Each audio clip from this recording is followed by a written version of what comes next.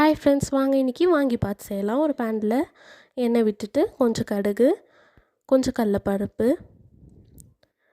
அதுக்கப்புறம் கட் பண்ணி வச்சுருக்க ஆனியன் கொஞ்சம் ஆட் பண்ணிக்கோங்க.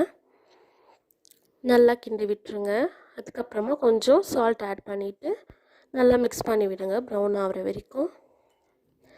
அது ஆயிட்டந்தும் டொமேட்டோஸ் கட் பண்ணி வச்சுருக்கோம் இல்லையா, அதை ஆட் பண்ணிவிட்டு கொஞ்சம் டர்மரிக் பவுடர் ஆட் பண்ணி மிக்ஸ் பண்ணி விடுங்க ஃப்ரெண்ட்ஸ். நான் இன்றைக்கி மைசூர் பிரிஞ்சால் எடுத்திருக்கேன். உங்களுக்கு எந்த பிரிஞ்சால் வேணுமோ நீங்கள் ஆட் பண்ணிக்கோங்க. பிரிஞ்சால் ஆட் பண்ணிவிட்டு கொஞ்சம் வதக்கிட்டு அதானதும் கொஞ்சம் ரெடி மிக்ஸ் பவுடர் ஆட் பண்ணிவிட்டேன் நான் வாங்கி பார்த்தது.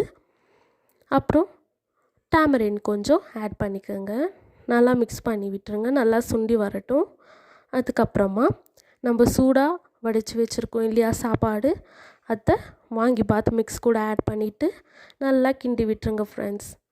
நம்மளோட டிஷ் ரெடி. உங்களுக்கு பிடிச்சிருந்தா மறக்காமல் சப்ஸ்கிரைப் பண்ணிடுங்க ஃப்ரெண்ட்ஸ்.